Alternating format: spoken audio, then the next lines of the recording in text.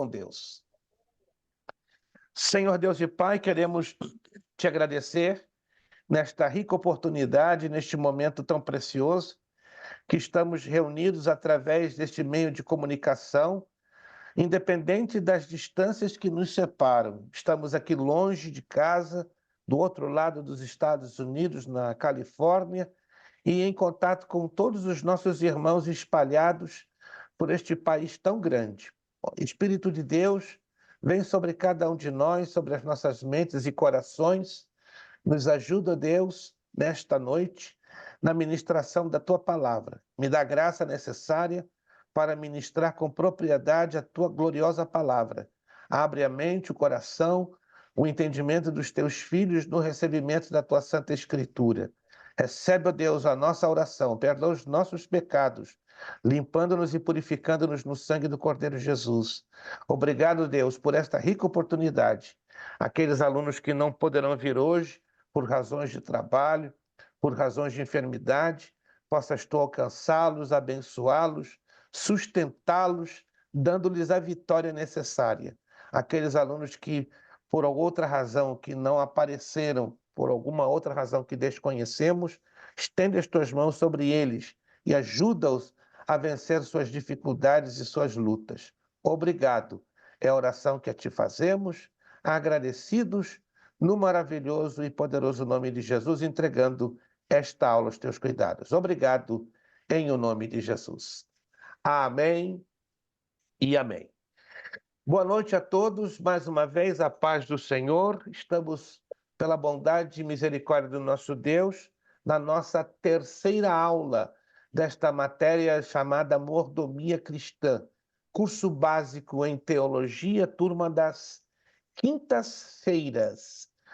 Estamos hoje falando aqui diretamente da cidade de Mission Hills, uma pequenina cidade na área metropolitana de Los Angeles, Califórnia, né? Nós chegamos hoje, porque de amanhã até segunda-feira, teremos aqui um compromisso na obra de Deus com duas igrejas hispanas que nos haviam convidado alguns meses atrás, assim que carecemos das suas orações para que Deus nos ajude, nos abençoe, né, na ministração da sua palavra. Estaremos ministrando um seminário, curto seminário de seitas e heresias e trazendo também uma palavra à Aliança de Pastores Hispanos da Grande Los Angeles. Então, graças a Deus aqui estamos, longe de casa, mas pertinho de cada um de vocês através deste meio de comunicação.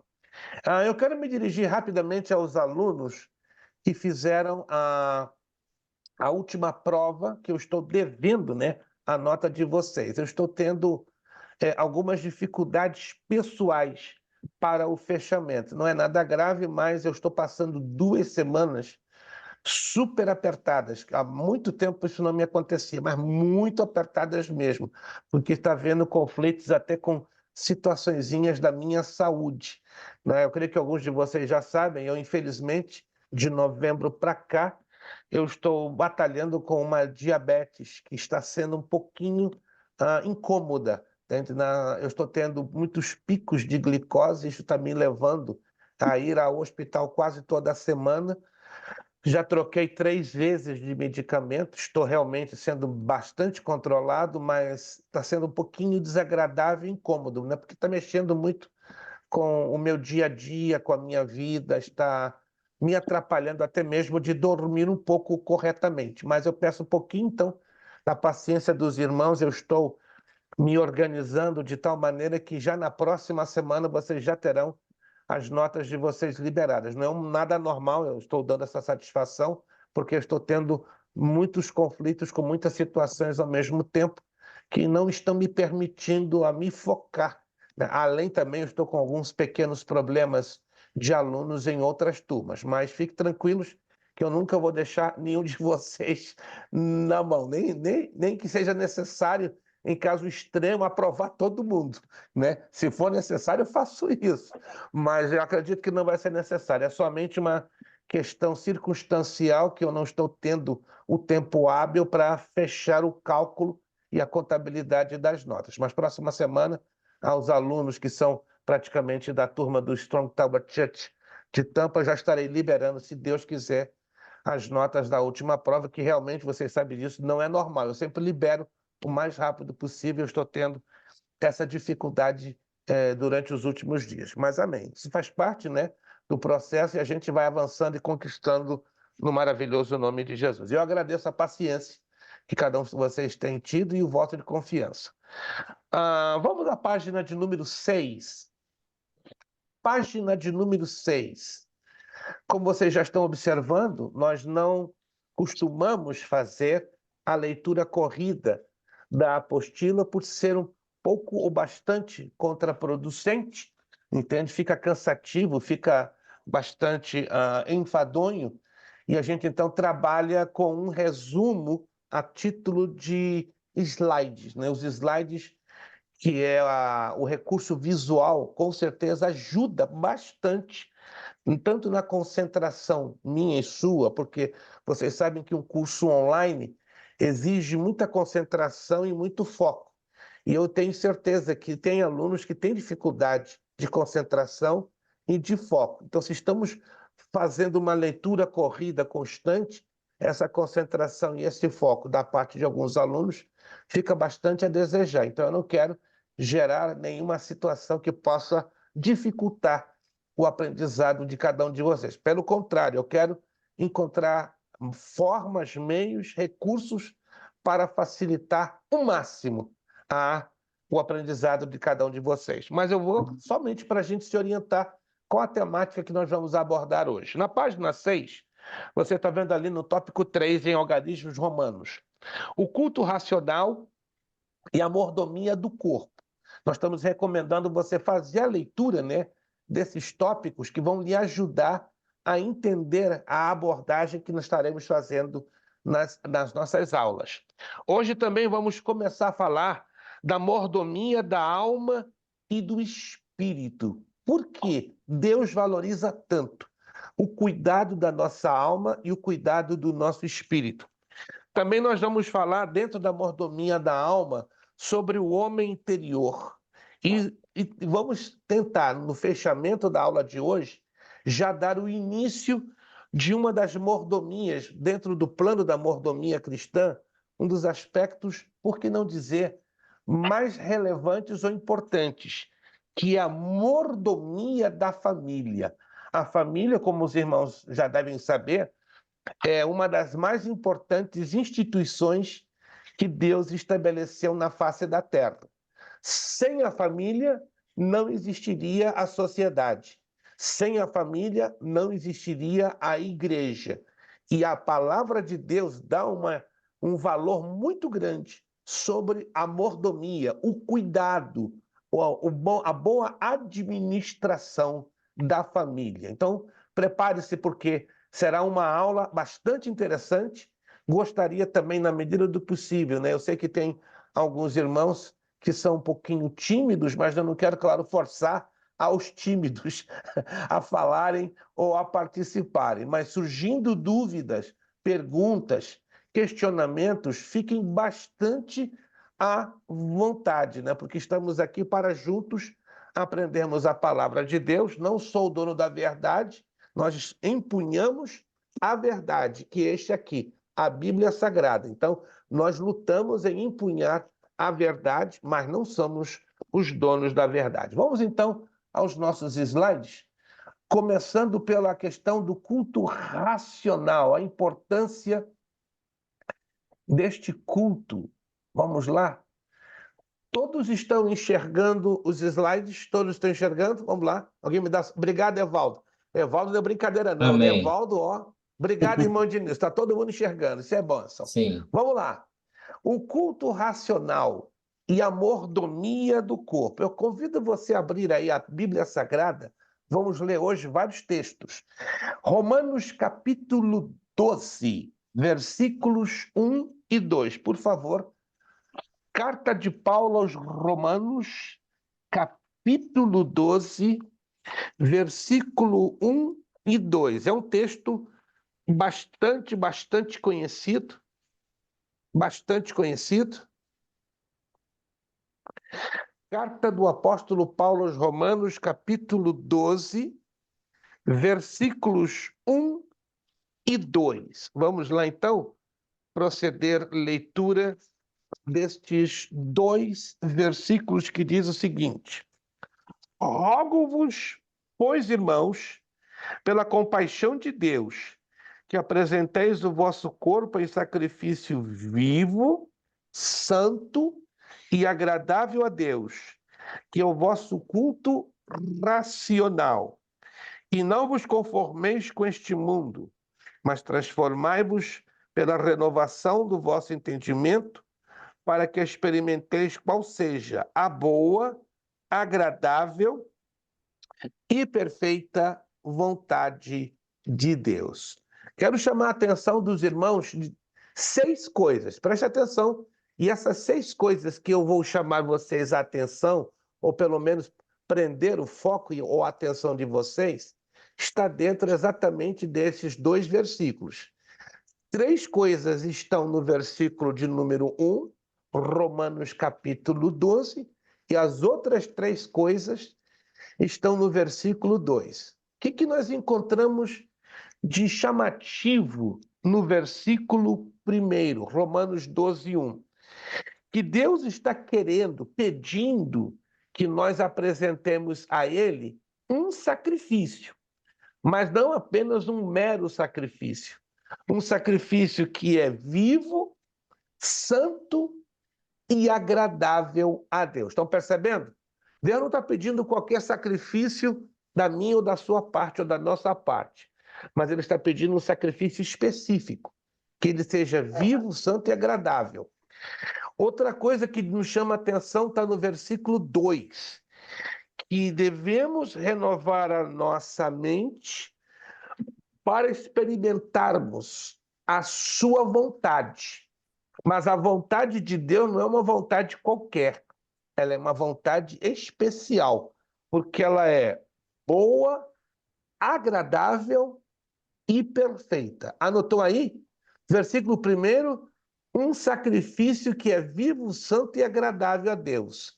E no versículo 2, encontrarmos ou sabermos qual é a vontade de Deus, que é boa, agradável e perfeita. Vamos ficar no primeiro versículo, que isso aqui é interessante, ó. Nosso culto racional. De que consiste o nosso culto racional? Segundo Romanos 12, 1, ele é constituído de, como está aí na tela, de um sacrifício vivo, de um sacrifício santo e de um sacrifício agradável a Deus. Mas o que, afinal de contas, querem dizer essas 3 colocações, essas 3 abordagens? Vamos lá. Sacrifício vivo. O cristão deve apresentar-se a Deus como um sacrifício vivo e agradável, pois todos os que cremos fomos crucificados com Cristo. Vamos conferir isso agora, abrindo a Bíblia em Hebreus, capítulo 13, versículo de número 15. Carta aos Hebreus, capítulo de número 13. E vamos à leitura do versículo de número 15. Carta aos Hebreus, capítulo de número 13 e versículo de número 15. Quem pode, por favor, abrir o áudio e nos ajudar fazendo a leitura deste texto, por favor? Hebreus 13, 15. Por gentileza, qualquer um que queira se disponibilizar para nos ajudar com a leitura deste texto. Coloca aí a tua voz bonita, né, que Deus te deu para ler o texto, por favor. Quem se habilita? Por isso, por meio de Jesus Cristo, oferecemos sempre louvor a Deus, e esse louvor e o sacrifício que apresentamos, a oferta que é dada por lábios que confessam a sua fé nele. É uma tradução um pouquinho diferente, mas muito bonita, irmão Welton. Parabéns, uma tradução diferente, mas muito bonita. Aprecio esta tradução. Um outro irmão ou irmã pode também repetir a leitura deste texto em uma outra tradução, né? É interessante nós termos aqui diferentes traduções para fazermos uma avaliação e, por que não dizer, uma boa apreciação. Por gentileza, um outro irmão ou irmã que, por favor, possa se disponibilizar, lendo para nós novamente Hebreus 13:15. Ninguém? Não acredito.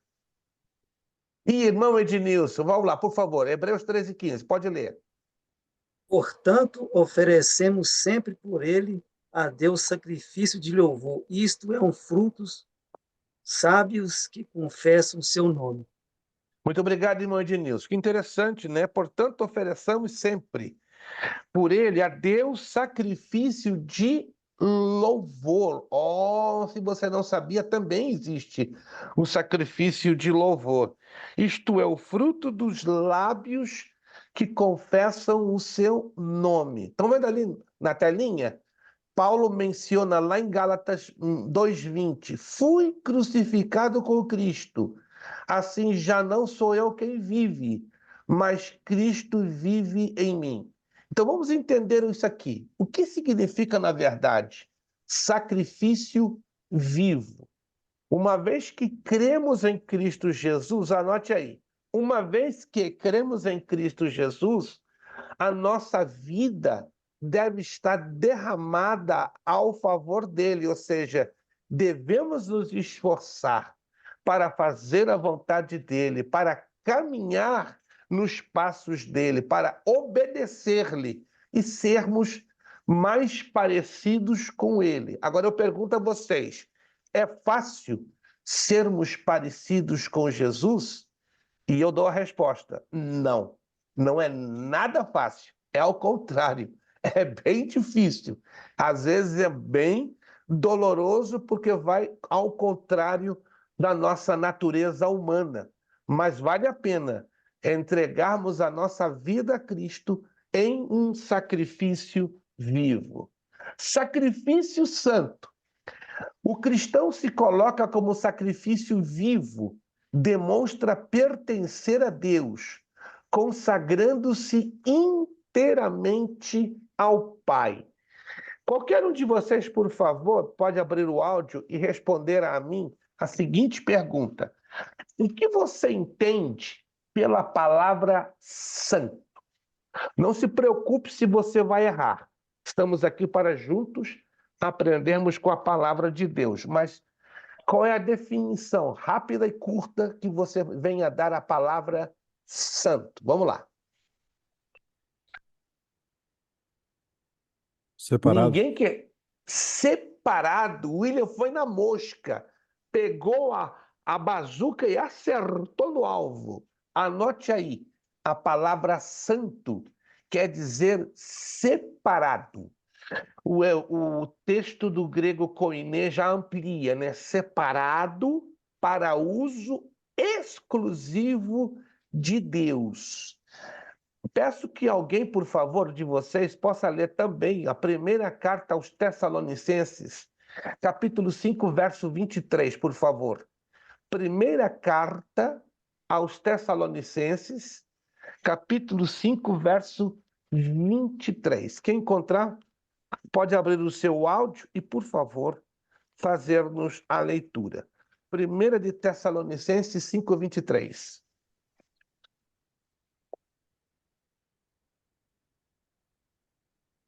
Ninguém, eu tenho certeza que esse texto...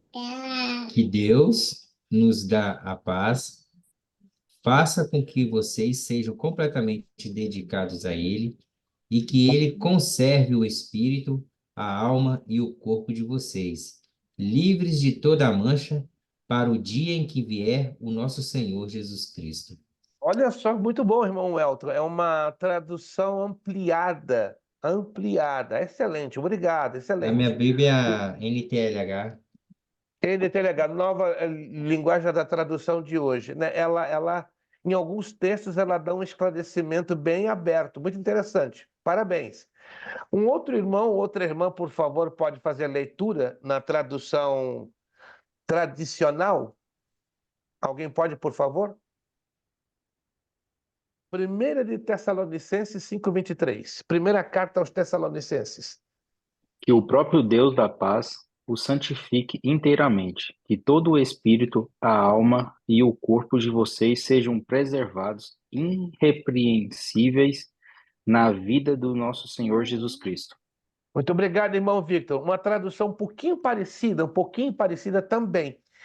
A nossa tradução, que é Almeida, Revista Corrigida 2009, diz: E o mesmo Deus de paz vos santifique em tudo, em todo o vosso espírito e alma e corpo, sejam plenamente conservados e irrepreensíveis para a vinda de nosso Senhor Jesus Cristo. Nós aprendemos com esse texto que a santificação do cristão começa de dentro para fora, e não o contrário, não de fora para dentro. Então, a Deus dá uma importância muito grande à santificação. Na verdade, a santificação, ela é a razão fundamental, né? Ela é o ponto fundamental da mordomia do corpo. Anote isso aqui, porque também está escrito isso na apostila, tá bom? Não apenas porque está escrito na apostila, mas porque nós estamos conferindo a luz da palavra de Deus. Eu vou repetir, né? A santificação do corpo é o ponto fundamental, é a base da mordomia do corpo. Então, esta é a importância do sacrifício santo. Sacrifício agradável. O que isto quer dizer? Oferecendo-se em sacrifício vivo, o salvo é visto pelo Senhor como oferta de grande valor. Uma das coisas mais belas da vida cristã é quando a nossa vontade está alinhada à vontade de Deus.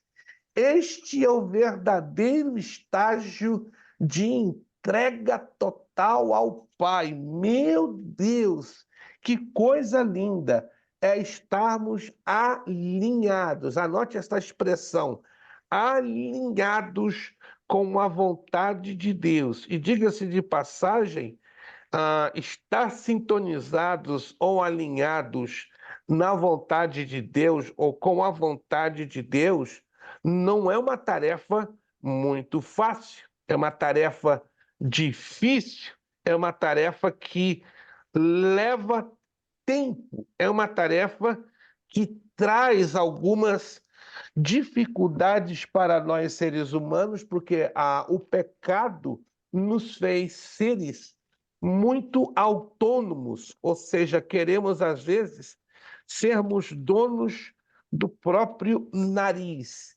Quero levar vocês a lermos juntos o Salmo 130. Vamos ao Salmo 130. Eu acredito que vocês já leram este salmo, ele é um salmo pequenino, mas ele tem uma temática, um assunto importantíssimo a ser considerado, e está falando muito com este assunto que estamos neste momento abordando. Nós vamos aqui encontrar, né, uma espécie de uma guerra, uma batalha, um confronto que seria entre a natureza humana e a vontade de Deus. Vamos ler então esse salmo juntos? Ele é pequenininho, mas tem muito a nos ensinar. Salmo 130. Ele tem 8 versículos apenas, mas Deus tem uma mensagem riquíssima para cada um de nós. Das profundezas a ti clamo, ó Senhor. Senhor, escuta a minha voz. Sejam os teus ouvidos atentos à voz das minhas súplicas. Se tu, Senhor, observares as iniquidades, Senhor, quem subsistirá? Mas contigo está o perdão para que sejas temido. Aguardo o Senhor, a minha alma o aguarda, e espero na sua palavra. A minha alma anseia pelo Senhor, mais do que os guardas pelo romper da manhã. Sim, mais do que aqueles que esperam pela manhã. Espere Israel no Senhor, porque no Senhor há misericórdia, e nele há abundante redenção. E ele remirá a Israel de todas as suas iniquidades. Você lendo com atenção esse salmo, você vai encontrar o quê? Um conflito natural que existe entre a nossa vontade humana e a vontade de Deus. Vamos também no Salmo 40, por favor? Abram suas Bíblias no Salmo 40. Salmo 40, do verso 7 ao verso 10. Anote aí, porque isso não está na apostila. O assunto sim, mas a referência bíblica não.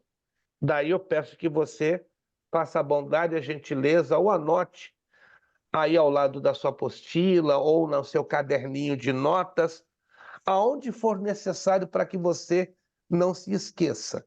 Salmo 40, versos 7, 8, 9 e 10. Diz assim, Salmo 40, verso 7.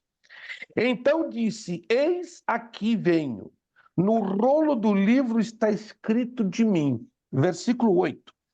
Deleito-me em fazer a tua vontade, ó Deus meu, sim, a tua lei está dentro do meu coração. Versículo 9. Preguei a justiça na grande congregação, eis que não retive os meus lábios. Senhor, tu o sabes. Verso 10. Não escondi a tua justiça dentro do meu coração. Apregoei a tua fidelidade e a tua salvação. Não escondi da grande congregação a tua benignidade e a tua verdade. Baseado neste salmo, deixa eu fazer aqui uma pergunta. Se você prestou atenção na leitura que fizemos neste salmo, preste atenção aqui. Isso aqui é bem interessante. Baseado neste salmo que acabamos de ler, qual é o elemento chave que vai nos levar a estarmos o quê? Alinhados, sincronizados ou sintonizados com a vontade de Deus. Nós lemos esse salmo, está aqui. Aqui tem um elemento, aqui tem uma chave, aqui tem um segredo. Por que eu estou batendo tanto nessa tecla? Irmãos, veja bem, muitos crentes dizem que é fácil obedecer à vontade de Deus ou até mesmo saber a vontade de Deus. Eu repito a vocês, não é fácil. É impossível de forma nenhuma, tanto que a Bíblia nos dá N recursos para detectarmos a vontade de Deus e estarmos alinhados à vontade de Deus, ou seja, nós fazemos aquilo que agrada ao coração de Deus, mas este texto que acabamos de ler nos dá uma dica, nos dá uma direção, é uma bússola. O que leva a mim, o que leva a você, o que leva a nós cristãos a vivermos 100% a vontade de Deus. Está nesse texto. Pode abrir o áudio e responder. Como? A palavra de Deus. A palavra de Deus, irmãos, quanto mais eu estou encaixado, anote isso e observe como isso é sério. Quanto mais eu esteja encaixado, enquadrado, empapado, como dizem os hispanos, né, na palavra de Deus, eu não vou ter dificuldade de entender, de saber, de viver e de detectar a vontade de Deus. Estão percebendo? Tem crente que bate a cabeça a vida inteira. Eu quero saber a vontade de Deus, mas não estou entendendo nada. Mas por que não está entendendo nada? É porque está faltando um fator altissimamente importante. Quem está me entendendo, irmãos? Quem está me entendendo? Vamos lá, alguém está me entendendo? Sabe qual é esse fator? Amém. Está enquadrado, encaixado na palavra de Deus. Mas peraí, e se o cristão não está encaixado na palavra, ele vai ter dificuldade em estar sintonizado com a vontade de Deus? Correto. Por isso que ele está batendo cabeça, por isso que ele está sofrendo, por isso que ele vai para lá, vai para cá, perdido, sem direção, não é? Com todo respeito, eu vou dizer algo aqui, com muito respeito. O cristão que, na maioria das vezes, não está enquadrado, encaixado na palavra de Deus, ele vai buscar várias direções como, por exemplo, não tenho nada contra o que eu vou dizer, mas isso é uma consequência de não estar encaixado na palavra de Deus. Tem pessoas que ficam buscando palavra profética. Não estou dizendo que isso seja errado. Creio em profecia, aprecio uma profecia genuína, sadia, pura, que venha da parte de Deus, mas observe que tem cristãos que, infelizmente, não estão encaixados na palavra, não amam a palavra, não estudam, não leem a palavra, não investigam a palavra, mas estão aí batendo cabeça buscando uma direção através do quê? De uma palavra profética. Ah, eu estou sabendo que tem um irmão num lugar tal, é batata, ele chega lá e bum, vai dar até o número do teu CPF, né? Vai dizer o número do teu manequim e o tamanho das tuas impressões digitais. Irmãos, espera aí, vamos devagar. No Antigo Testamento funcionava desse jeito. Mas hoje, ó, a maior revelação está aqui, ó. Essa é a maior revelação, que não desmerecemos a operação dos dons espirituais. Não, mas cristão que vive de palavra profética, que só vive de revelação, de visão, de sonho, tem alguma coisa errada. Está faltando, ó, um elemento de conexão na comunhão dele para com Deus. Ou seja, os dons espirituais estão hoje para trabalharem como um reforço e um complemento. Mas eu e você temos que lutar para termos uma vida de comunhão, de intimidade para com Deus. E essa comunhão, essa intimidade, ela é alcançada através de que forma? Uma vida pautada na palavra, uma vida empapada na palavra, dependente da palavra. Irmãos, temos que aprender mais do que nunca a sermos dependentes da palavra de Deus, porque quanto mais eu demonstro dependência da palavra, eu estou demonstrando o quê? Dependência do próprio Senhor Jesus Cristo. Amém, irmãos? Alguém está me entendendo? E que lindo isso é, porque não temos como errar quando aprendemos a depender da palavra de Deus. Vamos lá, vamos continuar. Vamos lá.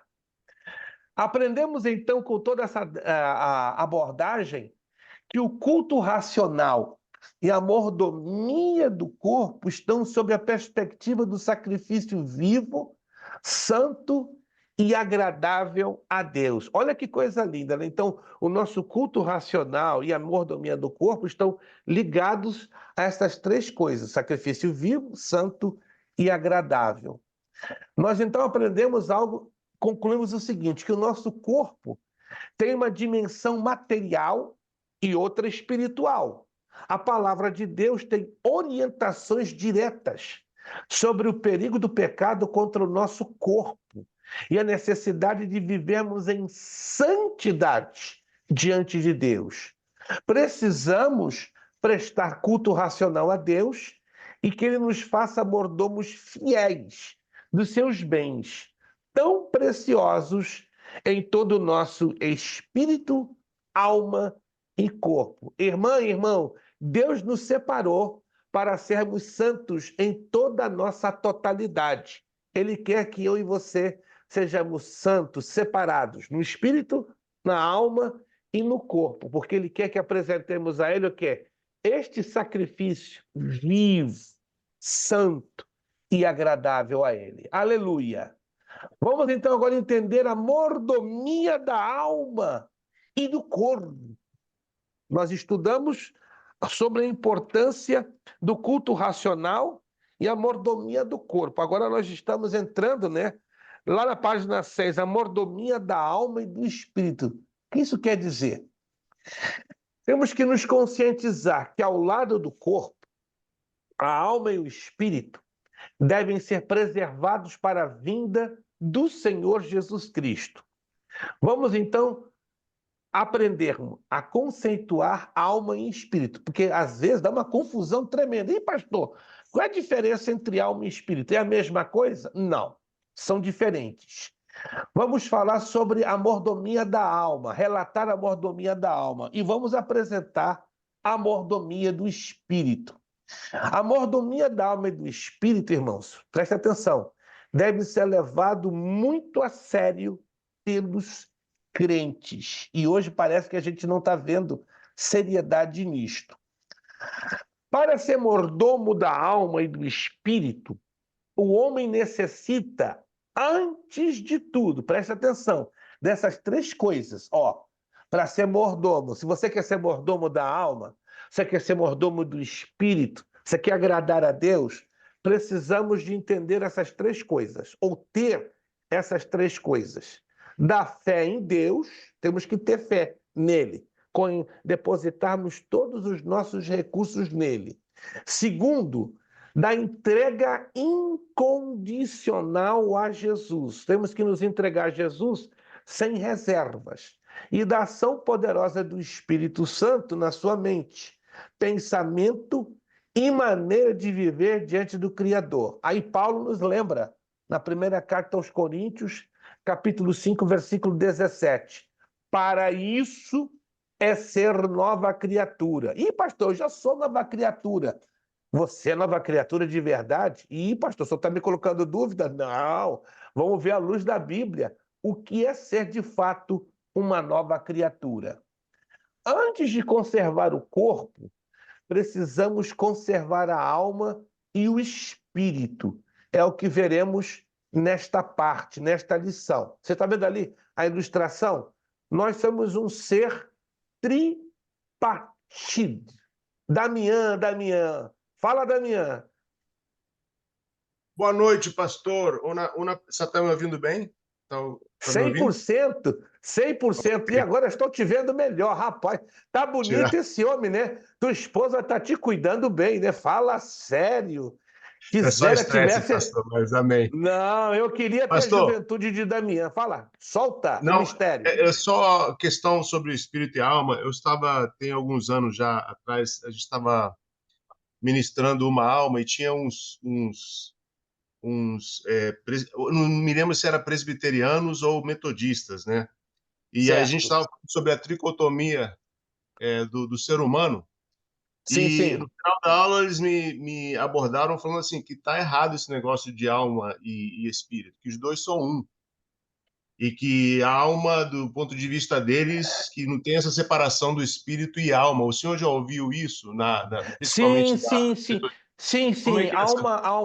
Há uma corrente teológica muito forte. Vou repetir. Há uma corrente teológica muito forte. Essa não é de hoje. Essa corrente teológica, ela remonta à data pós-reforma. A reforma protestante se deu por Lutero, né?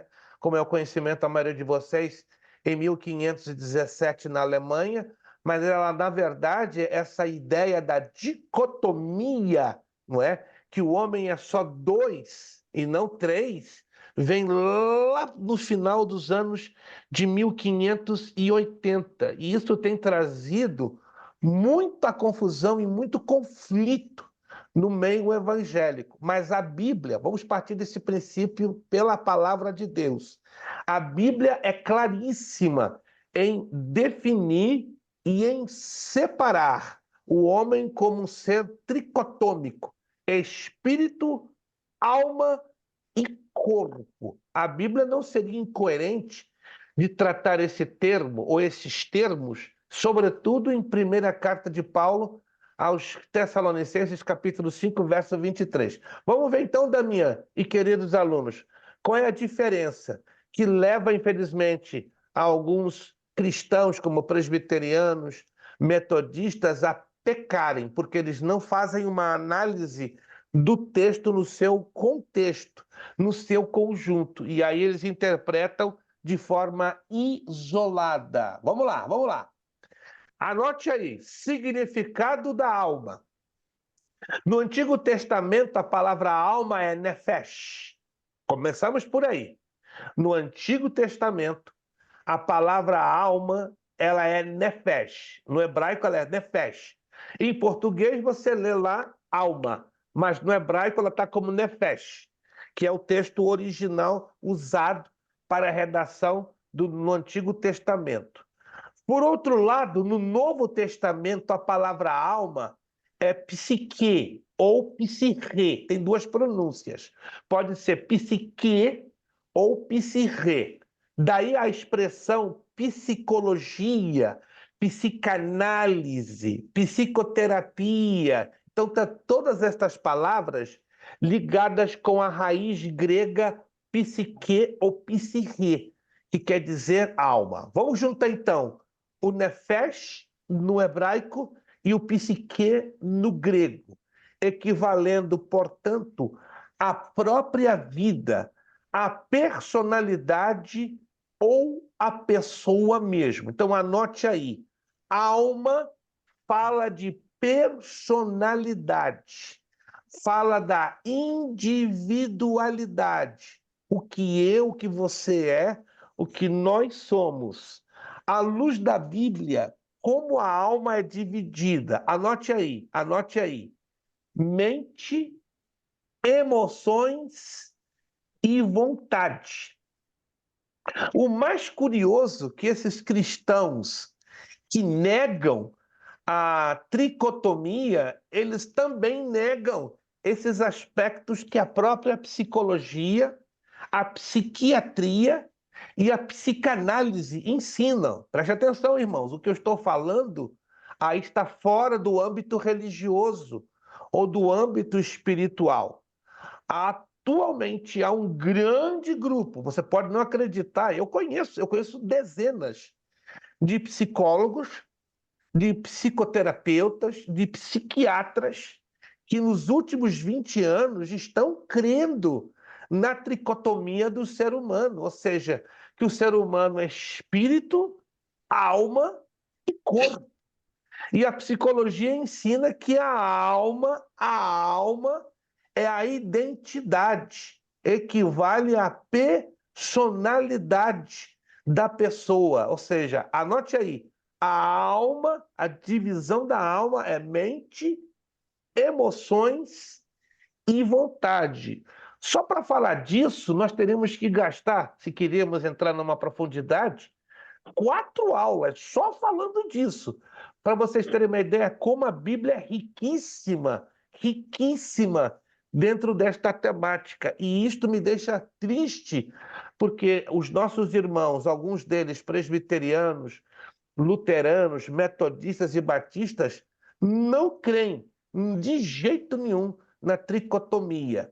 Segunda carta de Paulo aos Coríntios, no capítulo 1, versículo 23, ele diz: invoco, porém, a Deus por testemunha sobre a minha alma, ou seja, sobre a minha personalidade, sobre minha mente, emoções e vontade. Bom, não para por aí, olha só. Do ponto de vista teológico, como é que nós interpretamos alma? Do ponto de vista teológico, a alma é a sede das emoções e dos sentimentos, conforme Jesus expressou num contexto de angústia. Anote esse texto, ó. Marcos, capítulo 14, versículo 34. A minha alma está profundamente triste até a morte. Anotou? Isso aqui é importante, irmãos. Não podemos interpretar nenhum texto ou nenhuma definição bíblica sozinha. Temos que pegar, temos que conectar vários versículos e entendermos o seu genuíno contexto. Então, do ponto de vista teológico, como eu acabei de falar alguns minutinhos atrás, a alma é a sede das emoções e dos sentimentos. Mas não para por aí, tem mais. A origem da alma. A alma, agora sim, agora vamos chegar no ponto que muitos ignoram. Está escrito na Bíblia, mas ignoram. A alma está unida ao espírito e por isso é humanamente impossível separá-los. Quando nós fazemos a definição teológica, a teologia separa, ou seja, para nós sabermos quem é quem. Que alma fala de personalidade, espírito fala do fôlego de vida, Gênesis capítulo 2, verso 7. Vamos lá, rapidinho, fazer a leitura desse texto? Olha que interessante isso aqui. Gênesis capítulo 2, versículo 7. Peço a bondade e a gentileza que alguns de vocês possam fazer a leitura deste texto para mim. Gênesis capítulo 2, versículo 7.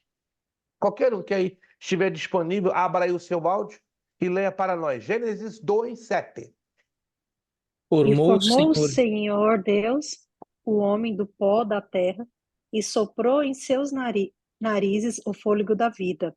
E o homem foi feito alma vivente. Obrigado, irmã Angélica. Preste atenção nesse texto. Passamos de batido na leitura desse texto e não conseguimos interpretá-lo. Agora vamos interpretar juntos? Vamos lá. E formou o Senhor Deus o homem do pó da terra. Aí está falando do quê? Do corpo. Oh! E soprou em seus narizes o fôlego da vida. O que esse é o fôlego da vida? É o ruar. A palavra ruar, em hebraico, quer dizer espírito ou vento. Então aí, ó, o pedacinho, o bonequinho de argila, o bonequinho de barro que foi feito Adão e eu e você, recebeu vida, como? Através de um sopro dado pelo próprio Deus, que a Bíblia chama de fôlego de vida. E aquele bonequinho de barro que era Adão, o que ele se torna? E o homem foi feito o quê? Foi feito o quê? Alma vivente. O que isso quer dizer? Um ser dotado de personalidade, de individualidade, mas ao mesmo tempo dotado do quê? De imortalidade. O que é imortalidade? Ela reside no espírito. Por que eu falo imortalidade? Porque o ser humano ele é imortal. O corpo acaba, o corpo se desvanece, mas o seu espírito, de acordo com a decisão que ele faz em vida, vai para a presença de Deus ou separado de Deus. Ou seja, alguns evangélicos ensinam o sono da alma. Já ouviram falar do sono da alma? O camarada morreu e fica dormindo. Mentira. À luz da Bíblia, após a morte, existe a plena consciência de que o ser humano continua existindo em uma outra dimensão. Se morreu salvo em Cristo Jesus, está hoje no paraíso, consciente que vai ressuscitar em um corpo glorificado para a vida eterna. Se morreu sem Cristo, está no lugar de tormentos, está no Sheol ou no Hades, chamado de inferno temporário, e está tão consciente que vai ressuscitar em um corpo semelhante ao nosso, diante do trono branco, para ser julgado pelo Senhor Jesus Cristo e sentenciado ao lago de fogo e de enxofre. Então, irmãos, Deus deu ao homem a alma vivente, ou seja, dotou o homem do espírito, assim que tanto a alma como o espírito constituem a parte imaterial do ser humano. E em relação, olha só a origem da alma, o negócio é bem interessante. Há pelo menos 3 teorias que tentam explicá-la. A gente vai passar para essa teoria para daqui a pouquinho já passar para o nosso rápido intervalinho. Primeira teoria, a teoria da pré-existência. Isso parece meio louco, né? Mas essas teorias existem, irmãos. Tanto que nós temos que estar preparados para saber responder qual dessas 3 é a mais coerente e a mais ligada à Bíblia. Aí vem a teoria do criacionismo e a teoria da participação. Vamos ver o que cada uma delas rapidamente nos ensinam, nos falam. Vamos lá.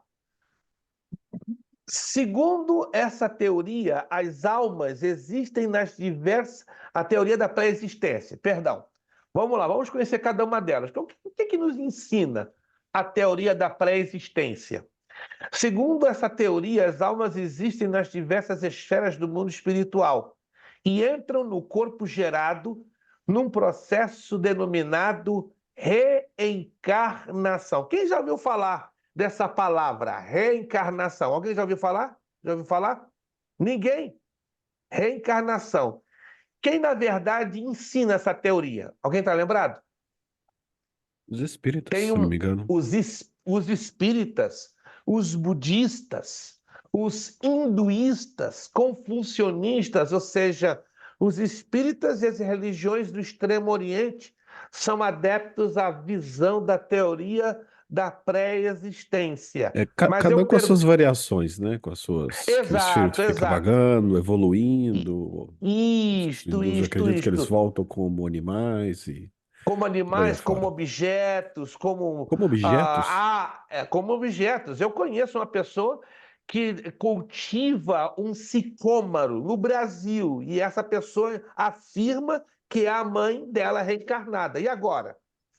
E agora? Está aqui minha mãe. Ela me Reencarnou chamou sem no carne. quintal. Não, ela me chamou. Eu quero apresentar minha mãe. Cadê a sua mãe? Tá aqui, estava abraçada a um sicômoro, não acredito. Não, a minha mãe voltou, ela se reencarnou, ela conversa comigo todo dia de manhã. E eu fiquei quieto, não, não é a mãe dela que conversa com ela pela manhã, através da árvore. É um espírito maligno que a enganou, né? E acredite, uma pessoa que foi membro da Igreja Batista por 20 anos, se desiludiu, se desviou e abraçou de cabeça o espiritismo. E agora? Para Jesus trabalhar nesse coração. Ela está convencida que existe a reencarnação. 20 anos servindo a Cristo numa igreja, teve uma decepção terrível, não justifica, claro, e agora é uma adepta à reencarnação. Vamos lá, meus irmãos. Então, à luz da Bíblia, não existe reencarnação, não existe a alma voltando em várias vidas, né? Tem aquela pessoa que diz, né? Numa outra vida eu fui um cachorrinho, numa outra vida eu fui um passarinho, numa outra vida eu fui uma vaca. Eu falei, meu Deus, misericórdia, eu prefiro continuar sendo o que eu sou nesta vida e esperando melhor com um corpo glorificado, né, da parte de nosso Senhor Jesus Cristo. Então já descartamos a teoria da pré-existência como uma teoria amparada pela Bíblia. Passamos para a segunda teoria, a teoria do criacionismo. O nome é bonito, mas olha só, baseada no pensamento filosófico grego. Deus dedica-se à criação de almas diariamente, para que habitem nos corpos que foram sendo concebidos. É um ponto de vista que carece dos fundamentos bíblicos. É como Deus fosse um criador, um dono de fábrica de almas. Está todo dia criando uma alma diferente para colocar em vários corpos. Mas isso não tem, irmãos, nenhum fundamento nas escrituras. Mas Platão, se você analisar, né, nos escritos dos filósofos gregos, Aristóteles, Sófocles, eles sustentam muito fortemente esta teoria. Esta teoria é de natureza panteísta. O que é panteísta? Vem de panteísmo. Os gregos creem que Deus está em tudo. Ele está na pedra, ele está na madeira, ele está na terra, ele está no sapo, ele está na vaca, ele está no gato, ele está no cachorro, ele está no ar, entendeu? Por isso que a palavra panta ou pante, que quer dizer tudo. Deus em todas as coisas. Mas isso é uma tremenda de uma confusão. Aí temos a teoria número 3, a teoria da participação. Essa sim, essa tem apoio bíblico. Essa teoria expressa que Deus dá vida a toda pessoa gerada de acordo com as leis da reprodução biológica geradas por ele. O homem e mulher geram um novo ser com a cooperação divina. Vamos ler esses dois textos para a gente daqui a pouquinho já passar para o nosso intervalo? Atos 17, 28 e Hebreus 1, 3. Por favor, Atos 17, 28. Atos dos Apóstolos, capítulo 17, versículo de número 28. Pois nele vivemos, nos movemos e existimos. Como disseram alguns dos poetas de vocês, também somos descendência dele. Muito obrigado, William. Porque nele vivemos e nos movemos e existimos, como também alguns dos vossos poetas disseram, pois somos também sua geração. Hebreus, capítulo 1, versículo 3, por favor. Quem pode ler para nós? Hebreus 1:3. Hebreus, carta aos Hebreus, capítulo 1, versículo 3. O qual, sendo o resplendor da sua glória e a expressa imagem da sua pessoa, e sustentando todas as coisas pela palavra do seu poder, havendo feito por si mesmo a purificação dos nossos pecados, assentou-se à destra da majestade nas alturas. Que tremendo esse texto, né? Querendo dizer que Deus definitivamente é o Criador e sustentador através de Cristo Jesus de todas as coisas. Todavia, como Deus age na criação de cada alma e espírito dentro do ser humano, é um dos muitos mistérios da fé. Tem coisas que não são explicadas nem pelo próprio Deus, né? Quando Deus não explica certos mistérios, é porque caímos naquele texto de Deuteronômio 29:29. Ele decidiu revelar algumas coisas, mas os mistérios continuam ainda de posse do Senhor nosso Deus. Conceituação de espírito. Segundo o Novo Testamento, a palavra que se refere a espírito é pneuma, daí o nome pneumático, né? Que significa soprado, ou tomado pelo vento, ou pelo espírito.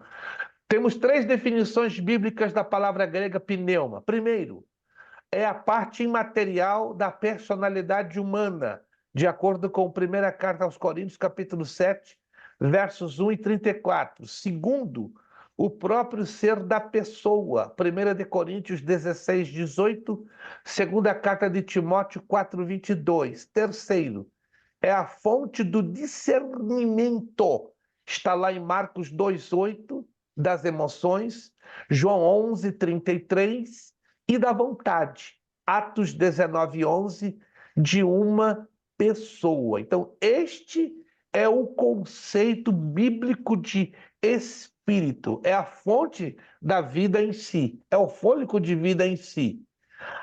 Só há 2 tipos de crentes, olha só há 2 tipos de crentes, os espirituais e os carnais. Como é que é isso? Os crentes espirituais caracterizam-se pelo seu espírito, dominado pelo Espírito Santo. Assim nos ensina Gálatas 5:16 ao 18, do verso 22 ao 25. E os crentes carnais? Os carnais vivem de acordo com a natureza carnal, que não foi submetida e nem transformada por Cristo. Está lá em Gálatas 5:19 ao 21. Pastor, então quer dizer que tem gente na igreja que é carnal? Claro. Está ali, fala em línguas, é usada por Deus até com milagres. Agora entenda isso. O fato de ela ter dons espirituais não faz dela de uma pessoa espiritual. Para tudo. Agora me deixou confuso. Então, uma pessoa espiritual à luz da Bíblia não é uma pessoa dotada de dons espirituais? Não. Porque os dons espirituais, eles vêm do céu prontinhos e vêm perfeitos. E são dados como presente, não é meritório. Ou seja, os dons espirituais são entregues a nós como uma dádiva. Nós não merecemos nada. Deus nos dá prontinho. Agora, o crente espiritual, ele está dependente do quê? Dele ter o fruto do Espírito. E o fruto do Espírito é o que determina a sua maturidade, o seu crescimento em Cristo e, por fim, a sua espiritualidade, o seu caráter. Isso quer dizer, então, que existem crentes carnais que podem ser usados por Deus? Claro. O Evangelho de Mateus, capítulo 7, versos 21, 22 e 23, está bem claro ali. Naquele dia, muitos virão dizendo: Senhor, em teu nome profetizamos, em teu nome curamos, em teu nome fizemos milagres. E aí Jesus vai dizer deles: apartai-vos de mim, que eu não vos conheço, praticantes de iniquidade. Aí Jesus está se referindo quem? Aos crentes carnais. Romanos 8:1 nos ensina aqui, ó. Portanto, agora nenhuma condenação há para os que estão em Cristo Jesus, que não andam, preste atenção, segundo a carne, segundo a velha natureza, a natureza pecaminosa, mas segundo o Espírito. Romanos capítulo 8, versículo 1. Então nós aprendemos que a alma, anote isso aí, é a sede das emoções e dos sentimentos. O espírito é a fonte dessas emoções e sentimentos, porque é o fôlego de vida. Alguma dúvida? Se tiver dúvida, grita agora. Pastor, minha cabeça está dando dois nós cegos. Pastor, agora embolou tudo. Não consigo separar a diferença de alma e de espírito. Tem alguma pergunta? Ficou alguma dúvida? Fale agora, por favor. O ruído do silêncio é interessante, você sabia? Ó, alguém está ouvindo o ruído do silêncio? Se tem silêncio é porque está tudo bem esclarecido. Não vá para casa com dúvida. Se tiver dúvida, fale agora, porque, repito, aqui nenhum de nós somos os donos da verdade. A verdade, ela está aqui, ó, todinha aqui. Nós estamos aqui juntos, lutando, batalhando para esmiuçar, destrinchar, dissecar esta verdade à luz da Sagrada Escritura e à luz do Santo Espírito de Deus.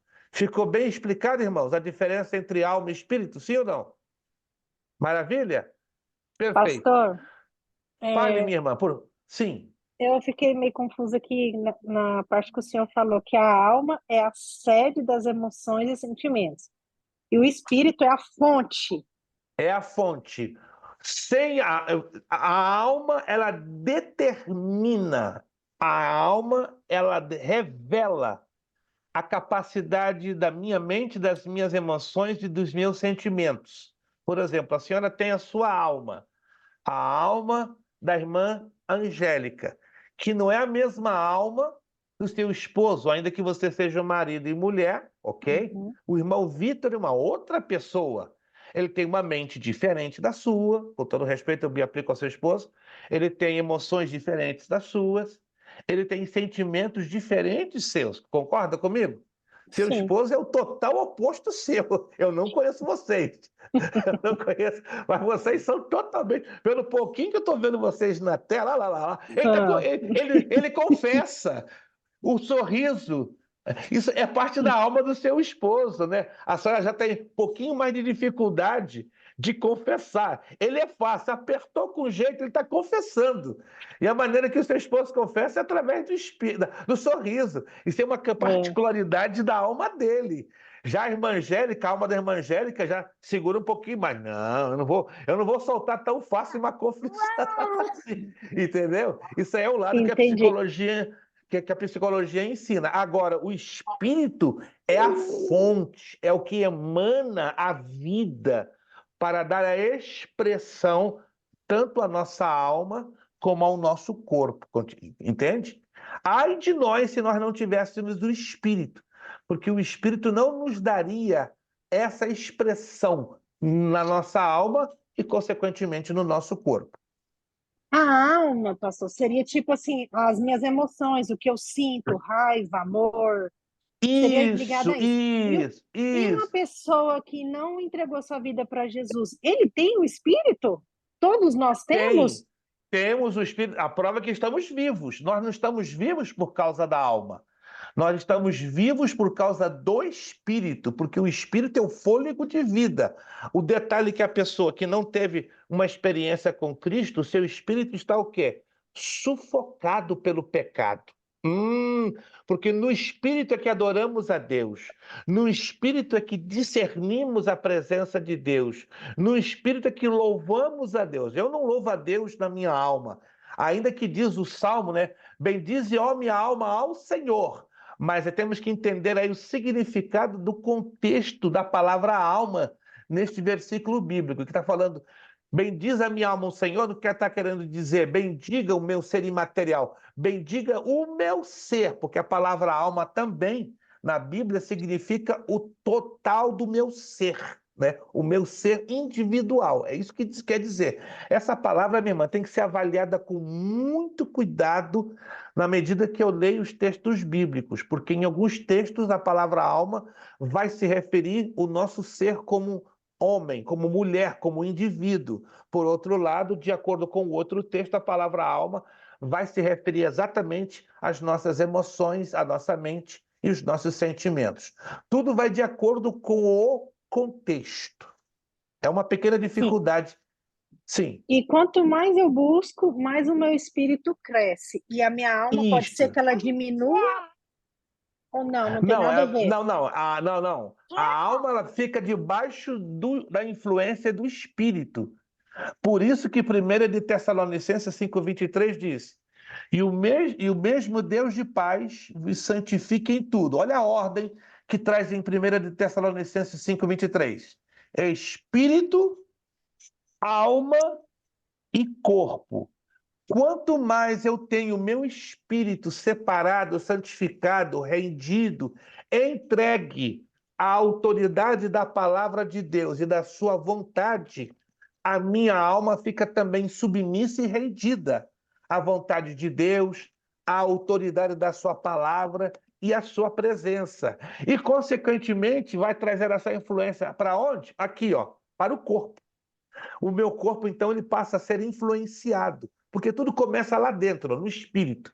Se meu espírito está forte, se meu espírito está adorando a Deus, se meu espírito está submisso e rendido à autoridade da palavra de Deus, as minhas emoções vão seguir a mesma linha, ou seja, vai estar debaixo da autoridade do Espírito, da unção do Espírito, da autoridade da palavra, e aí os meus 5 sentidos humanos, não é? Visão, olfato, paladar, tato e audição também vão estar submissos, totalmente rendidos à autoridade de Deus, da sua palavra e do seu Espírito. É muito lindo, irmã. A nossa santificação tem que ser feita lá de dentro. Espírito, para atingir a alma e para contagiar o nosso corpo. Amém? Amém. Obrigada, pastor. Não sei se eu consegui alcançar as Sim, suas sim. expectativas. Sim, era mais, que eu imaginava, que eu já tinha ouvido também. Obrigada. Perfeito. Alguma outra dúvida ou pergunta? Não vai para casa com essa dúvida, por favor. É igual a cupim. Começa a te corroer que vai te atrapalhar de dormir bem à noite. Se não temos perguntas, vamos passar para 7 minutinhos, para um rápido descanso. Você para esticar suas pernas, ir ao banheiro, tomar um cafezinho. Só não desligue a conexão. Só feche o seu áudio, feche o seu vídeo. Em 7 minutos, 9h40 estamos voltando. Daqui a pouquinho estamos aí de volta. Não perca. 9h40 estamos voltando.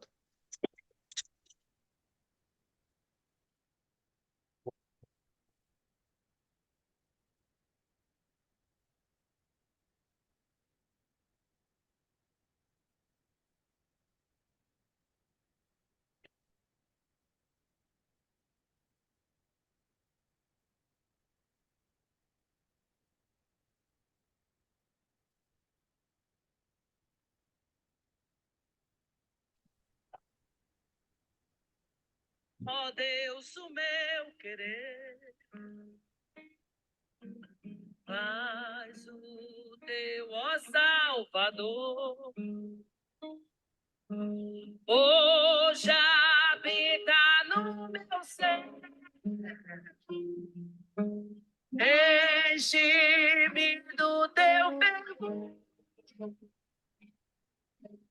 a minha alma lava, Salvador.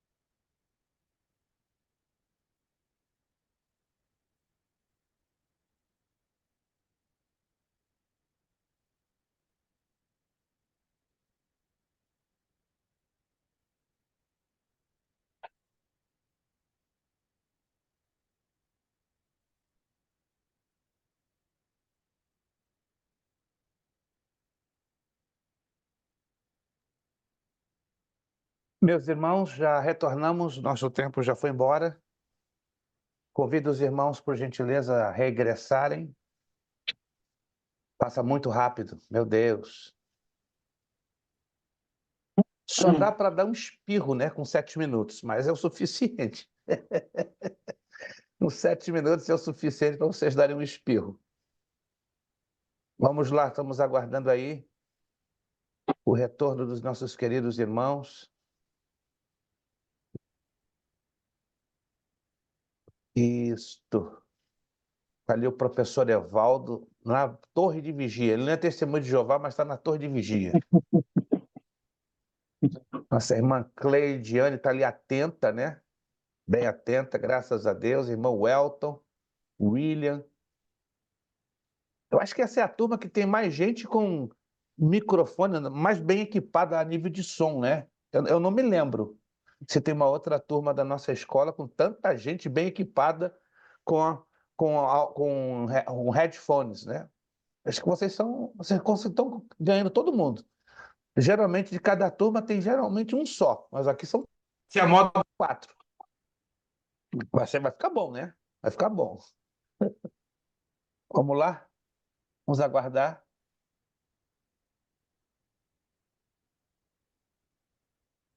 Está faltando o irmão Victor, irmã Angélica, pastor Jurandir.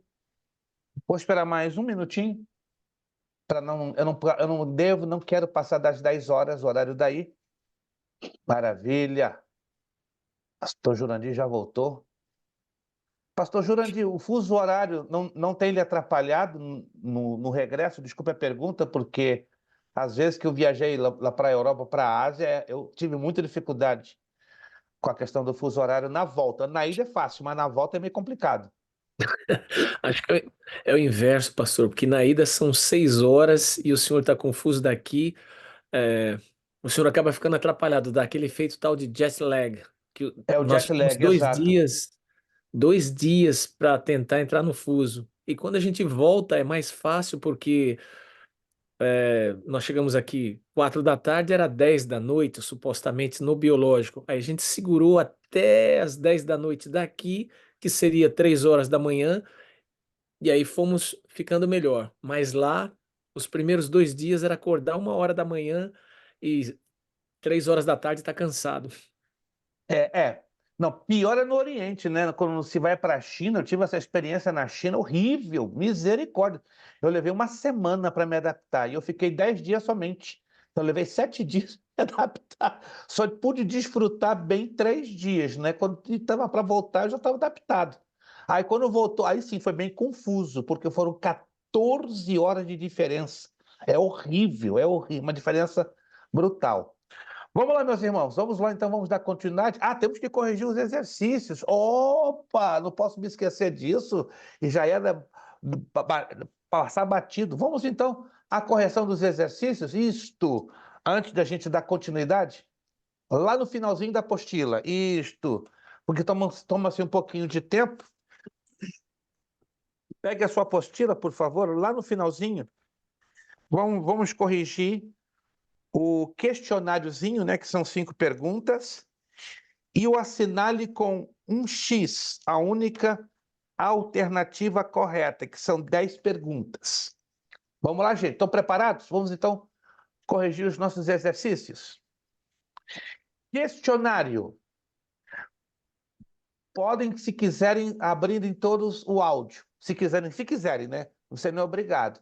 Na medida que você for dando a resposta, pode manter agora o seu áudio aberto. Qual é a origem e o significado da palavra mordomo? Quem me dá aqui uma resposta rápida e concisa? Qual é a origem e o significado da palavra mordomo? Se você está lendo e estudando a apostila, não vai ter dificuldade para responder. Criador maior da casa, administrador maior da casa. Isto vem do latim maiordomo. Se puder incluir essa definição, ela é muito importante. Está escrito como majordomo, mas se pronuncia maior, porque o J no latim se pronuncia como I. Então, vem do latim maiordomo, significando criado maior da casa, administrador dos bens da casa. Correto. Só acrescentei a expressãozinha maiordomo, que ela tem que ser considerada. Essa é a resposta da número 1. Número 2. Qual o significado da palavra mordomia, sua origem e a qual principal texto bíblico está ligado? Vamos lá. Na igreja, a mordomia é a responsabilidade de administrar e cumprir as atribuições que a pessoa recebe num chamado ou de cuidar das coisas com os quais somos abençoados por Deus, incluindo nossa família, nossos vizinhos, até mesmo das bênçãos temporais. Isso está em Mateus 25, 14 ao 30. 14 e 30. Mateus 25, 14 ao 30, correto. Essa definição que o irmão Elton deu é uma definição correta, embora um pouquinho longa, mas não está errada, entende? Porque aí, nessa resposta número 2, vai ter várias perguntas, ou vai ter uma variação de respostas, tá? Agora, se você não quer dar uma resposta muito longa, não estou dizendo, repito, que dá do irmão Elton, se essa pergunta cair na prova, e se ele responder desta maneira, está corretíssimo, ele não vai perder nada, certo? Mas se você tiver dificuldade com uma resposta muito longa, olha a resposta que a apostila dá. Número 2, significa cargo ou ofício do mordomo. E mordomo, sua origem está no termo grego oikonomia. O texto corretíssimo, Mateus 25, 14 e 30. Tá? Mas se você quer dar uma resposta mais curtinha, é aquela que você pode visualizar na apostila. Significa cargo ou ofício do mordomo. E mordomo, sua origem está no termo grego oikonomia. Mas, repito, a resposta do irmão Elton está perfeita. Embora um pouquinho longa, mas está perfeita, sem nenhuma dificuldade. Número 3. Defina em poucas palavras. Aqui você terá que fazer em poucas palavras. O que é mordomia cristã? Quem pode me dar essa resposta? Mas tem que ser em poucas palavras. Alguém conseguiu? Bem espiritual. Aí é pouco demais. Aí ficou pouquíssimo. Aí ficou pouquíssimo. Aí o negócio aí ficou 8.800. Irmã Todo Angélica tem uma serviço- definição. Prioriza Desculpe, os bens irmã. Sim. Prioriza os bens espirituais e materiais que o Criador nos delegou. Também está excelente, está excelente. Outra definição.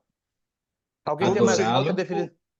Todo Sim. serviço que o crente realiza para Deus. Sim, perfeito. O que mais? Alguém tem mais? Adorá-lo, honrá-lo e obedecê-lo. Sim, perfeito.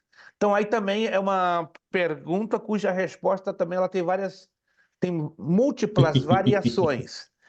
Pela apostila, trabalharíamos assim, administração dos bens espirituais e materiais, tanto no aspecto individual quanto no coletivo do ser humano. Esta mordomia está ligada ao ensino da palavra de Deus. Também seria se você fosse trabalhar com a resposta da apostila. Mas todas as respostas que já foram aqui dadas são corretas porque elas são bastante variáveis. Número 4. Aqui é diferente. Aqui ela tem uma resposta só. Quanto à mordomia dos bens materiais, qual é a característica dominante e comum desde o Gênesis após a queda até os dias de hoje? Aqui só tem uma resposta. Vamos lá. Evaldo, por gentileza. O cristão deve trabalhar honestamente para garantir sua sobrevivência financeira.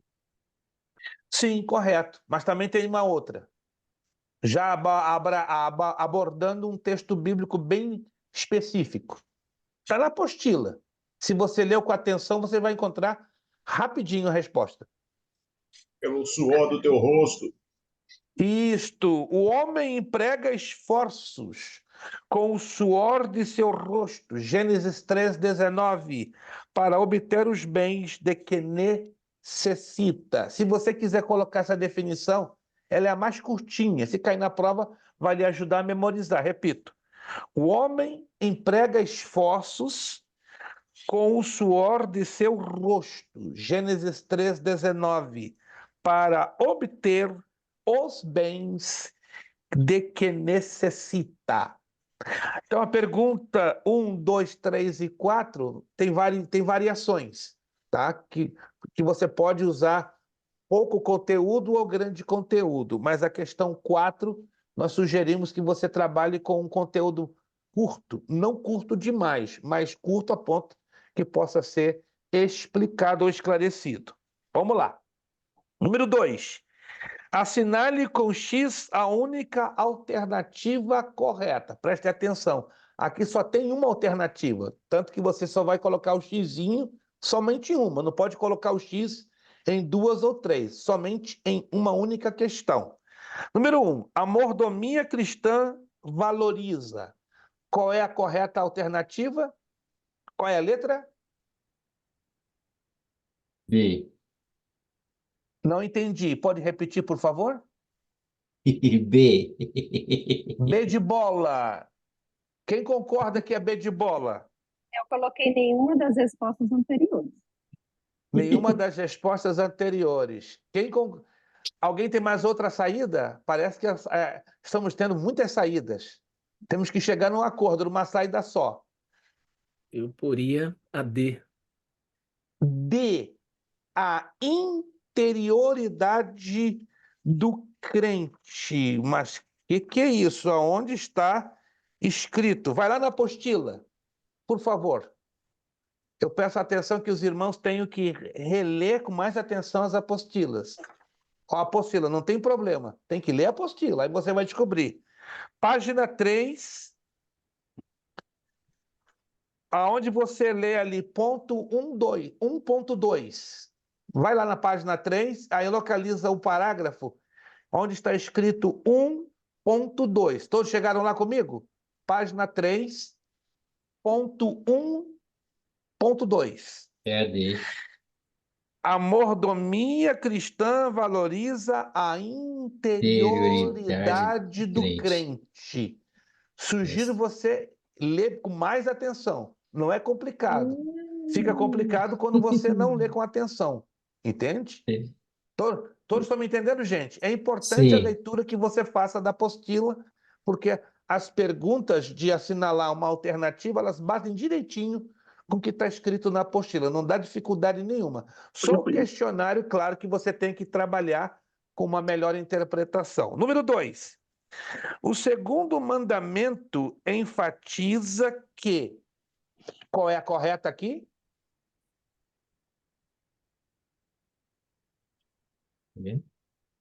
Devemos amar ao próximo como a nós como a mesmos. nós mesmos. Então, qual é a letra correta? A. A letra A, corretíssimo. Número 2, a correta é a letra A. Número 3, Deus não demoniza. Qual é a letra? Aí tem uma pegadinha. Se você está lendo a apostila, você não vai cair nessa pegadinha. Se você não está lendo na apostila, você vai cair na pegadinha.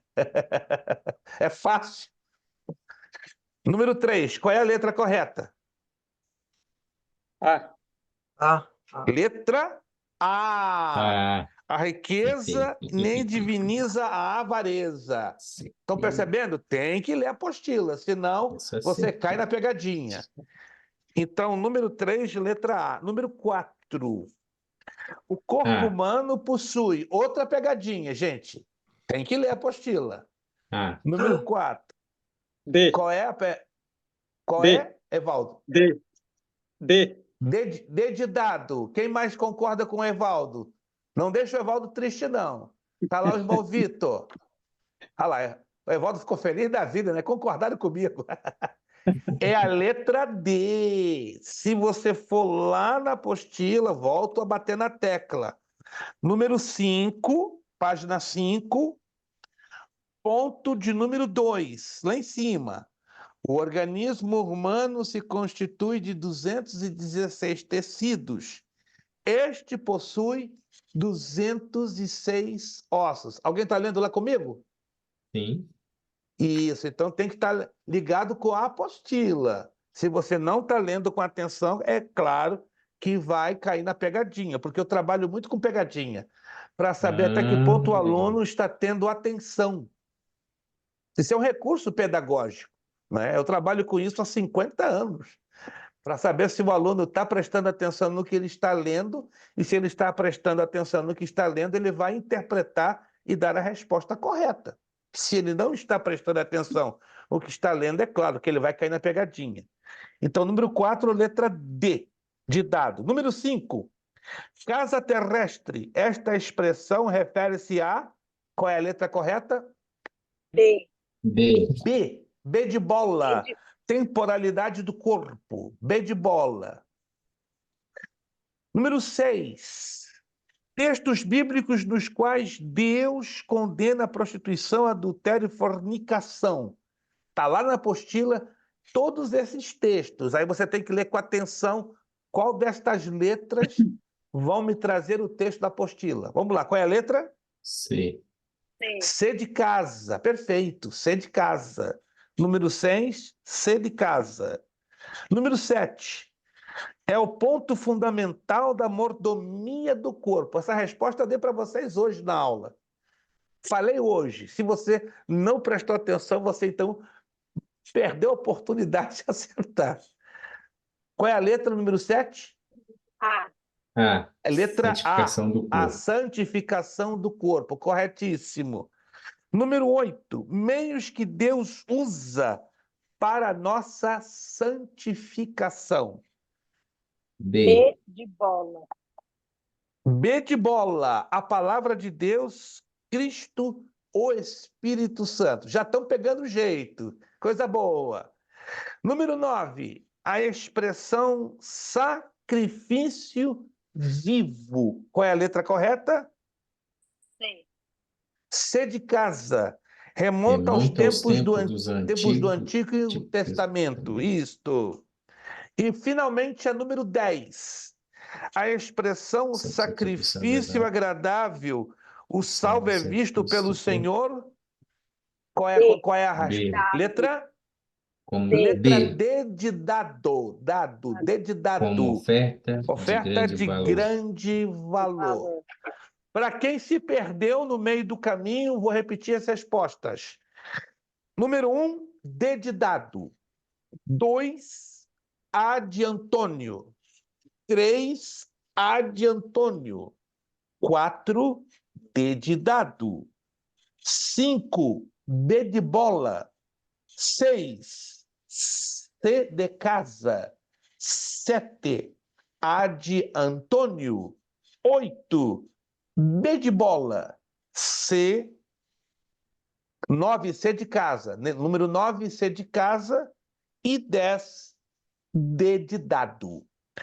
Próxima aula, por gentileza, vocês vão preencher as lacunas. Vamos corrigir. Preencha as lacunas. Só preencha as lacunas. Se quiser fazer o restante até o final, fique à vontade.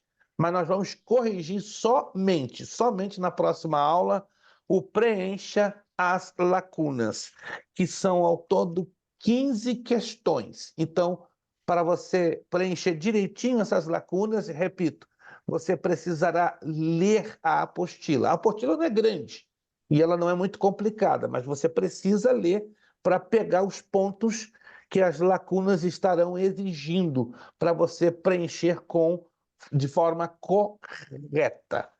Já são 10 horas da noite, já não teremos condições de prosseguir com a nossa aula, mas só adiantando então, na próxima aula nós já estaremos falando da mordomia da alma, a tricotomia do homem, tá? Espírito, alma e corpo, a necessidade da alma, a santificação da alma, a santificação do pensamento, a mordomia do espírito. Então, a próxima aula estaremos falando, né? Não, já falamos da mordomia da alma hoje, na verdade, né? Mas nós vamos terminar, né? Para entrar na mordomia do espírito, na verdade, né? Nós já falamos sobre a mordomia da alma, né? Que o homem é um ser tricotômico, isto é, constituído de corpo, alma e espírito, né? Já falamos, né? Nós vamos trabalhar um pouquinho, né? Na próxima aula, da mordomia da alma e também na mordomia do espírito. Então, para fechar, né? Vamos falar um pouquinho mais da mordomia da alma e entrar na mordomia do espírito e na mordomia da família.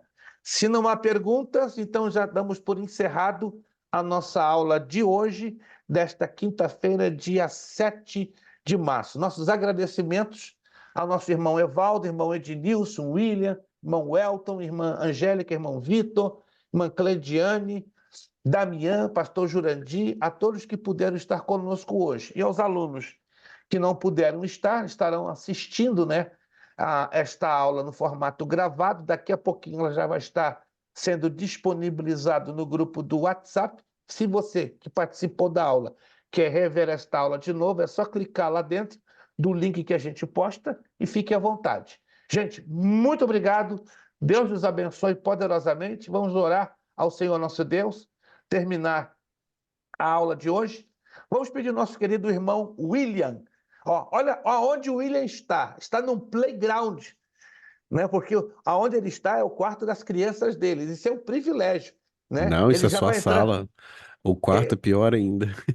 O quarto é pior ainda, rapaz. Ele está Brinquedo pra cumprindo a todo lado. Bíblia, né? Ele tá se fazendo como criança para entrar no reino, né? Então eu queria estar nesse lugar onde o William está, porque aí eu estou com um pé no reino de Deus. Então nosso querido irmão William vai estar agradecendo a Deus com uma palavra de oração.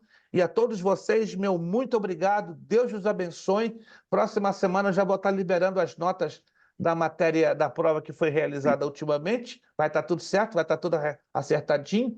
E conto com as suas orações em nosso favor aqui, porque amanhã começamos aqui uma jornada de ministrações nas igrejas hispanas, que nós viemos aqui na Califórnia para ser convidados, e contamos que a bênção de Deus esteja sobre cada um de nós. Irmão William, nos despedindo com a palavra de oração. Deus os abençoe. Muito obrigado a todos. Irmão William. Pai, nós te agradecemos, Pai, pelo dia abençoado que o Senhor nos deu, pela aula que acabamos de receber. Eu peço que o Senhor venha nos ajudar a guardar essa palavra do coração e venhamos a praticá-las no nosso dia, Senhor amado. Te agradeço mais uma vez e te peço, Pai, que o Senhor venha abençoar também o pastor Luiz Prestes na Califórnia e no evento em que ele estará lecionando, meu Pai amado. Abençoa o ministério de ensino que nós temos aqui e que venhamos a cada dia poder aprender e compartilhar mais da tua palavra, Senhor amado. Vem estar conosco hoje sempre. É no nome do teu filho que nós te pedimos, Pai. Amém. Nosso lema, não vai embora sem proclamar o nosso lema. Seriedade. Seriedade. Compromisso. Compromisso. Disciplina. Disciplina. Seriedade. Compromisso. Disciplina. Seriedade. Compromisso. Disciplina. É necessário que ele cresça É necessário que ele cresça. e que eu diminua. É necessário que ele cresça e que eu diminua. É necessário que ele cresça e e que que eu eu diminua. Eu diminua. E a Deus damos o quê? A honra, a a honra glória e a e o glória. poder. Muito poder. obrigado. Beijão no coração de vocês. A paz do Senhor. Boa noite de quinta-feira, uma semana abençoada e vejo vocês próxima quinta, dia 14, se Deus quiser. A paz do Senhor. Muito obrigado por Amém. tudo. Amém.